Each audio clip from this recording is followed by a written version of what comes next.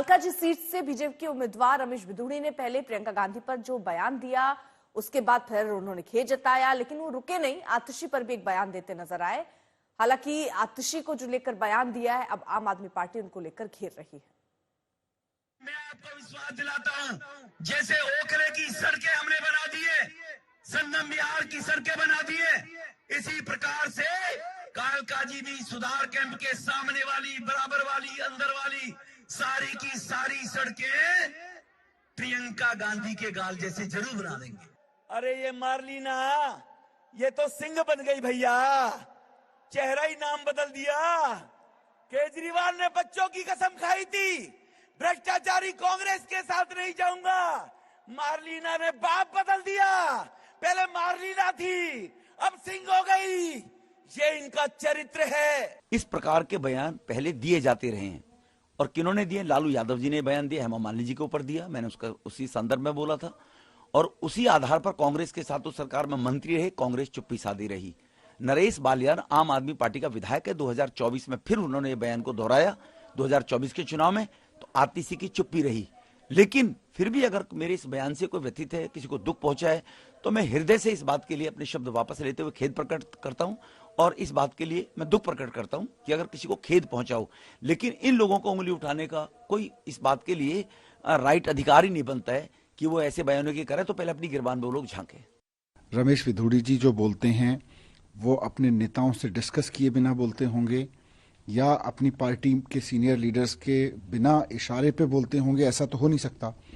तो भारतीय जनता पार्टी का ये चरित्र है कि महिलाओं के ऊपर भद्दी टिप्पणी करो, महिला मुख्यमंत्री के ऊपर टिप्पणी करो। कल जिस मंच से प्रधानमंत्री जी दिल्ली की जनता से अपील कर रहे थे कि उनकी सरकार बनवा दो, उसी मंच से रमेश बिधूड़ी जी महिलाओं को गालियां दे रहे थे, महिलाओं पे अभद्र टिप्पणियां कर रहे थे। प्रधानमंत्री जी को बताना चाहिए कि क्या वो इसकी बात से सहमत हैं कि नहीं है। क्या वो रमेश बिधूड़ी जी जैसे व्यक्ति को ही दिल्ली की राजनीति में आगे लाने के लिए वोट मांग रहे हैं लोगों से? इस बीच रमेश बिधूड़ी कालकाजी से बीजेपी के प्रत्याशी हैं। सीट पर आप और कांग्रेस दोनों ने महिला उम्मीदवारों को उतारा है। ऐसे में रमेश बिधूड़ी के बयान के बाद कालकाजी से दोनों महिला प्रत्याशी ने पलटवार किया।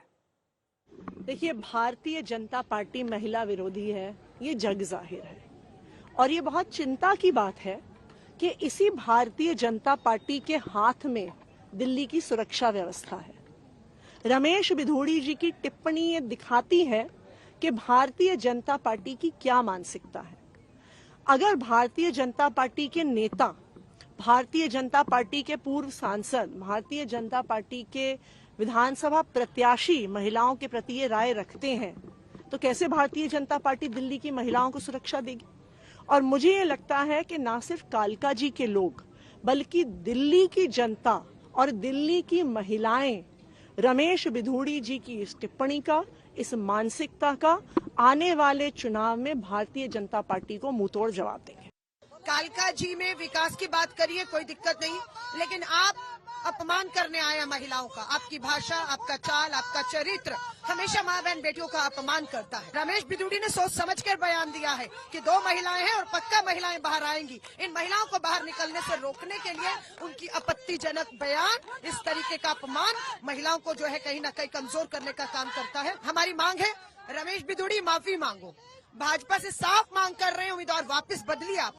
मैं तो कांग्रेस के लीडर्स का इंतजार कर रहा था कि जिस तरह से रमेश बिधूड़ी ने प्रियंका गांधी के बारे में इतने घटिया अल्फाज कहे हैं, वे रमेश बिधूड़ी के बारे में कुछ कहते।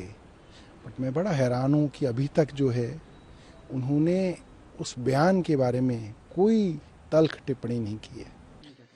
देखिए, मैंने रमेश जी का पूरा बयान नहीं सुना है, लेकिन जो जानकारी मिली है, समाज में महिलाओं का अपना एक विशेष योगदान रहता है, और किसी भी राजनीतिक क्षेत्र में या किसी भी सामाजिक क्षेत्र में काम करने वाली जो माताएं बहनें होती हैं, उनका सम्मान करना, और ये हम सबका दायित्व बनता है।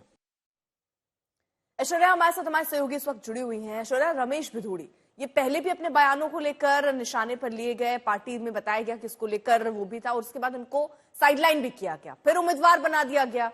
पहले प्रियंका गांधी को लेकर बयान देते हैं, फिर खेद जता देते हैं, उसके बाद फिर आतिशी को लेकर बयान देते हैं। क्या ये बीजेपी के लिए बैकफायर कर जाएंगे?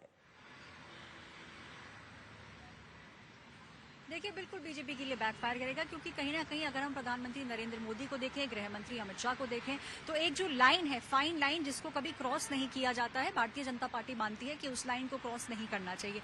मैं आपको बता दूं, थोड़ा सा डिस्टेंस किया गया है भारतीय जनता पार्टी द्वारा अपने आप को, ये जिस तरीके के बयानबाजी हुई है, और पहली बार नहीं है, आपने ठीक कहा अर्पिता, कि पहली बार ऐसा नहीं है कि इस तरीके के बयान हमने सुने हैं। हमने देखा था कि जब वो सांसद थे तब भी पार्लियामेंट के अंदर भी कुछ बातें ऐसी कही गई थी जिसके लिए उन्हें थोड़ा सा खींचा गया था। तो कहीं ना कहीं ये एक ऐसा बयान है जिससे भारतीय जनता पार्टी थोड़ी सी बैकफुट पे आई है, और कोशिश यही की जा रही है नेताओं द्वारा कि ये जो मामला है इसको जितनी जल्दी ठंडा किया जाए, क्योंकि इनके सामने जो है आतिशी एक तरफ है, अलका लांबा है, तो कहीं ना कहीं इनकी जो जिनसे ये लड़ रहे हैं वो भी महिलाएं हैं। तो ये एक ऐसा इशू है जिसको कांग्रेस भी एक बड़ा मुद्दा उठाएगी, क्योंकि कांग्रेस की भी छोटी मोटी नेता नहीं, प्रियंका गांधी वाड्रा के बारे में बयान किया गया है, और अलका लांबा जो है वो इस मुद्दे को जरूर उठाएंगी। और कहीं ना कहीं आम आदमी पार्टी का तो कहना ही है कि हम भारतीय जनता पार्टी के नेताओं पे उंगली उठा रहे हैं, और देखिए किस तरीके की बयानबाजी की जा रही है।